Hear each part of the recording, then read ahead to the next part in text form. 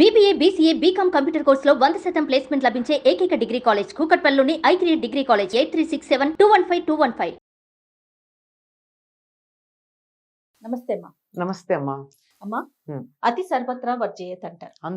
అందులో అనుమానం ఏమీ లేదమ్మా. అది ఏ విషయానికైనా అన్నిటికీ కూడా ఎలా అయిపోయారంటేనమ్మా, ఉమ్. ఈ కోవిడ్ వచ్చి తగ్గిన తర్వాత కొంతమంది, ఉమ్. నేను అనేది కొంతమంది గురించే, ఉమ్.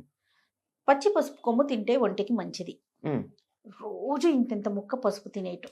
అంత ముక్క తింటున్నారా? ఇంత ముక్క ఎలా తింటున్నారు? మునగాకు పొడి మంచిది, నీళ్ళల్లో కలుపుకొని తాగాలి. ప్రతిరోజు మునగాకు పొడి తాగేయటం. ఉమ్. వేప పువ్వు మంచిది, ఉమ్. ప్రతిరోజు పువ్వు తినటం. ప్రతిరోజు కషాయాలు తాగటం, ప్రతిరోజు జావలు తాగటం. ఉమ్. మనం తినాల్సిన ప్రధానమైన ఆహారం ఉమ్. అన్నం మానేయటం. ఉమ్. అసలు ఇవన్నీ ఎంతవరకు కరెక్ట్? మందుని ఎలా తీసుకోవాలి, ఎలా తీసుకుంటే మనకి అది మందుగా పనిచేస్తుంది? అది మీరు అడిగిన ఈ ప్రశ్న చాలా బాగుంది. ఇంతకు ముందు కూడా ఒక సందర్భంలో నేను చెప్పాను. ఏమిటి అంటే, మందుగా తీసుకునేదాన్ని ఆహారంగా తీసుకుంటే అది మందుగా పనిచేయడం మానేస్తుంది. ఇవన్నీ మనం రెగ్యులర్ గా తినే ఆహారాలు కాదు కదా, ఇప్పుడు నేను చెప్పినవేమీ కూడా. ఏమీ కాదు. మనకి ఏదైనా ఉన్నట్టే పసుపు తినమన్నారు. ఎంత తినమన్నారు? వంట చేసేటప్పుడు కూరలో కొంచెం చిటికెడు పసుపు వేసుకోమన్నారు. దానివల్ల ఏం జరుగుతుంది? ఏవైనా అది మన ఆహారంగా తింటలేదు. అక్కడ మనం అన్నంలో వంటల్లో వేసుకునే పసుపు ఆహారంగా తీసుకోవటల్లా దేనిగా తీసుకుంటున్నాం? క్రిమి సంహారకంగా తీసాం. అందువల్ల మనం ఆహారం తీసుకున్నప్పుడు ఏం జరుగుతుంది? అందులో ఏదైనా మనం ఎంత జాగ్రత్తగా తీసుకున్నా ఇంతో అంతో ఎక్కడో అక్కడ. ఇప్పుడు వంకాయ ఉందమ్మా, వంకాయ పుచ్చింది, పురుగు బయటకు వచ్చింది. కానీ లేత వంకాయ లోపల దాని గుడ్డు ఉంటే కదా తర్వాత పురుగుగా బయటకు వచ్చింది. అది అవును, అది గుడ్డుగానో సిస్టుగానో ఏదో లోపల ఉండున్నట్టయితే దాన్ని ఎలా పోగొడతాం మనం? ఉందో లేదో కూడా తెలియదు, అన్నిట్లోంచి రావు. కనుక అలా ఒకవేళ ఆ స్థాయిలో ఉన్నా అది ఎటువంటి ప్రభావం మన మీద చూపించకుండా ఉండాలి అంటే పసుపు వెయ్యండి అన్నారు. అలా మనకి తెలిసి తెలియకుండా లోపల ఏదన్నా మనం తినే ఆహార పదార్థాల్లో ఉంటే దానికి విరుగుడుగా పసుపు, అందు కొంచెం ఉప్పు, ఇంకా కొంతమంది చాదస్తంగా మరీ పిచ్చి చాదస్తం కూడా కాదులేండి, అది ఉపయోగపడుతుంది. ఇప్పుడు వంకాయలు తరుగుతారు, ఉప్పు పసుపులో వేస్తారు. మామూలుగా మన నీళ్లలో వేస్తే మామూలుగా తరిగితే కనరుగా నల్లబడతాయని చెప్పి నీళ్లల్లో వేస్తాం. నీళ్లలో వేయకుండా కాస్త 2 రాళ్ల ఉప్పు, చిటికెడు పసుపు వేసి అందులో తరుగుతారు. ఏదన్నా ఉన్నట్టయితే టాక్సిన్స్ లాంటివి పనికిరానివి, లేదా దాని పైన ఉన్న ఏదన్నా ఎరువులు లాంటివి పైన అంటుకొని ఉన్నా మనం కడిగేటప్పుడు పోనప్పుడు దాని నీళ్లలో వేస్తే పోతుంది. అలాగే మనం ద్రాక్ష పళ్ళు కూడా అలాగే నీళ్లలో, ఉప్పు నీళ్లలో వేసి కడిగా తర్వాత తీసుకుంటాం పైన ఉన్నటువంటి పెస్టిసైడ్స్ పోవడానికి. అంతేగాని ఇంతంత పసుపు తింటే ఏమవుతుంది? పసుపు తినవలసిన సందర్భం ఒకటి ఉంది. ఆడపిల్లలు తప్పనిసరిగా అప్పుడు పసుపు ముద్ద తినాలి. అంతేగాని నిత్యం తింటే ఏమవుతుంది? ఒక్కసారి చెప్పుకుందామమ్మా. అమ్మా, పీరియడ్స్ వచ్చినప్పుడు ఆ 3వ రోజున 4వ రోజున ఇంత పసుపు ముద్ద మింగిస్తారు. ప్రతి నెలనున్నా? ప్రతి నెల. మొదటిసారి అయితే ఎక్కువ పెడతారు అనుకోండి, ప్రతి నెల కూడా ఇంత తినమంటారు. ఎందుకు అంటే లోపల ఎక్కడన్నా బయటికి రాకుండా అటకాయించుకుపోయింది మిగిలి ఉంటే అది ఇట్ విల్ ఫ్లష్ అవుతుంది. ఇది నిత్యం అవసరమా? ఉదాహరణ ఎందుకు కొంచెం క్రూడ్గానే ఉంది కానీ ఉదాహరణ ఎందుకు చెప్పానో మీకు అర్థం కావాలి. అవునమ్మా. అది just to wash it of. ఏదో మనకి ఇంకా ఏదైనా సరే ఇది దీనికి ఉపయోగపడుతుందంటే నిత్యం చేస్తే ఎట్లాగ? నిత్యం చేస్తే ఆహారం అవుతుంది, అది మందుగా పనికిరాదు. కనుక ఇట్లాంటివన్నీ నిత్యం చేయకూడదమ్మా. ప్రకృతి మనకి తల్లి, ప్రకృతి మాత అంటాం. ఆ ప్రకృతి మాత మనకి ఏం కావాలో తెలిసి ఇస్తుంది. ఇక్కడ పండే పంటలు మనకి మంచివి, క్లియర్. ఇందులో అసలు అనుమానమే లేదు. ఆయుర్వేదం చెప్పేటటువంటి మాట ఏమిటంటే, ఏ దేశంలో ఏ కాలంలో ఏ పళ్ళు కూరలు పంటలు పండుతాయో అవి తినడం ఆరోగ్యం అన్నారు.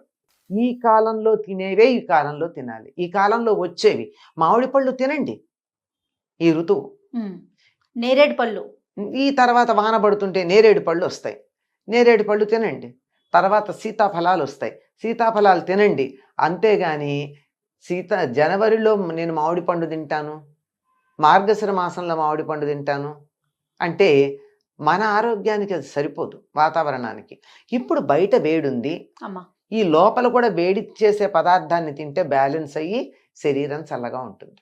ఉమ్, ఇప్పుడు ఇంకా 4 రోజులు పోయాయంటే, అంటే ఈ ఋతువులో వర్షాలు పడ్డాయి అంటే మామిడి పళ్ళలోంచి పురుగులు వస్తాయి. అవును, అవి అందరికీ తెలుసు మనకిది. తెలుసు. అంటే తినకూడదు అని ప్రకృతి చెప్తోంది. దీన్ని ఎంత ఎంత గొప్పది కదమ్మా ఎంత గొప్పది! ప్రకృతి. ప్రకృతిని మించింది ఇంకేముందమ్మా చెప్తూ ఉన్నది.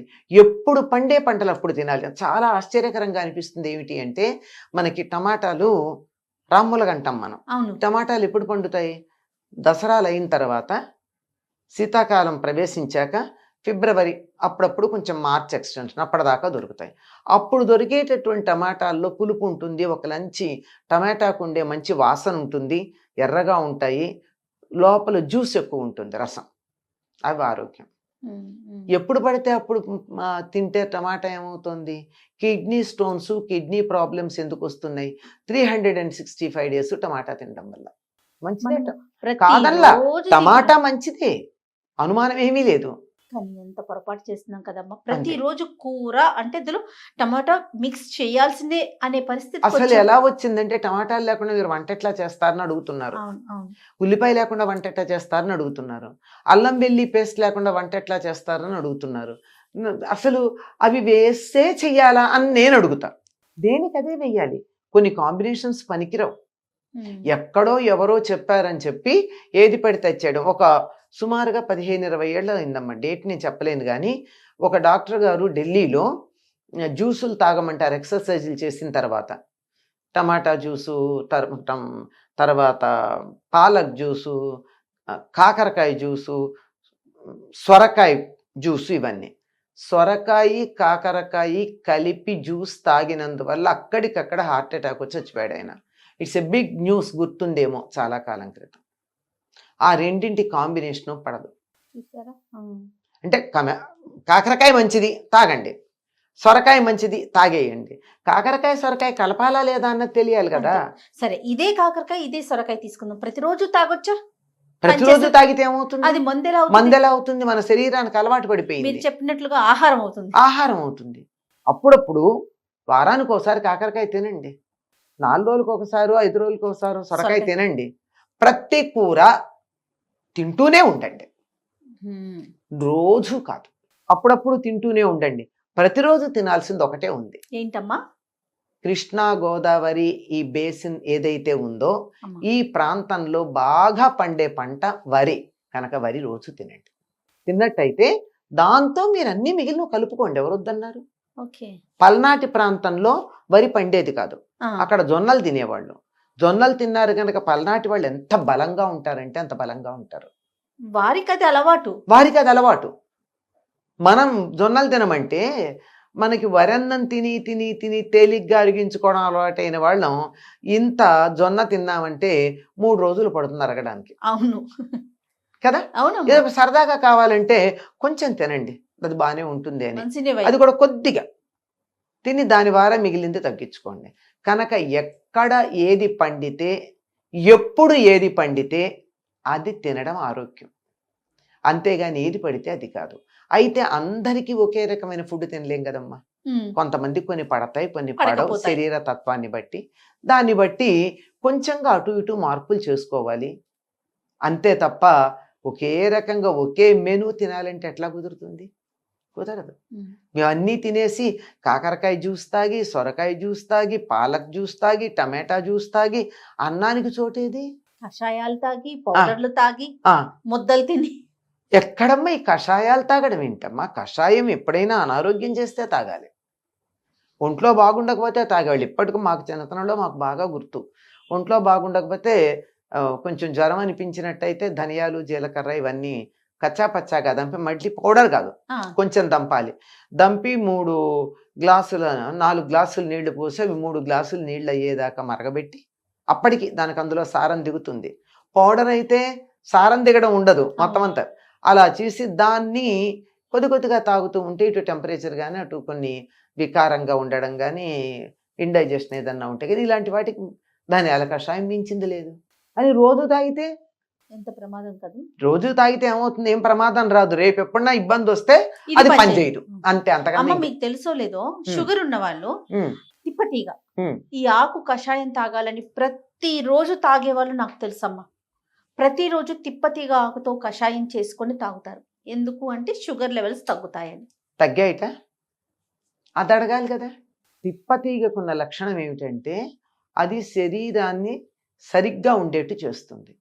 అంచేత ఎప్పుడన్నా ఒక 4 వారం రోజులు లేదా 3 రోజులు తాగి వదిలేయాలి. మళ్ళీ ఏడాదికో 6 నెలలకో తాగొచ్చు. ప్రతిరోజు తాగితే రేపు పొద్దున అనారోగ్యం చేస్తే పునర్నవ తెచ్చి వేసినా కానీ దాని పేరు అది పనిచేయదు. ఏది కూడా అతి సర్వత్ర వర్జయేతమ్మ. మనకి ఏంటంటే బ్యాలెన్స్డ్ డైట్ ఇచ్చారు. ఇప్పుడు పసుపు ఉంది, కోలన్ క్యాన్సర్ రాకుండా అవాయిడ్ చేస్తుంది. ఎందుకంటే లోపల ఏవి కూడా టాక్సిన్స్ చేరకుండా చేస్తుంది ఏ రోజుకి ఆ రోజు. ఎంత ఇంతే, అంతకన్నా ఎక్కువ కాదు కదా. మనం ఇంత పసుపు కూరలో వేస్తాం, మన వంతుకు వచ్చేప్పటికి ఇంతే పసుపు, అది చాలు. అది అక్కడ చేసేస్తుంది, అయిపోయింది. ఫుడ్నే క్లీన్ చేసేసింది, అయిపోయింది. నేను ఆహారంగా తీసుకోలేదు కదా, అది అంతవరకు చాలు. అలాగే మనం చారు పెట్టుకుంటాం కదా, ధనియాల పొడి కొంచెం జీలకర్ర వేస్తాం, సరిపోయింది. అంతకన్నా ఎక్కువ అక్కర్లేదు. లేదు అంటే ఎక్కువ వేయాల్సిన సందర్భం అనారోగ్యం చేస్తే వేస్తాం. అంతేగాని రోజు తాగితే ఎక్కడ పనిచేస్తుందమ్మా? మందే ఆహారమే. మందును మందుగానే తీసుకోవాలి, అంతేగాని ఆహారంగా తీసుకోవద్దు. మందుని ఆహారంగా తీసుకోకూడదు, పనికిరాదమ్మా. రైట్ అమ్మా, నమస్తే. అమ్మా.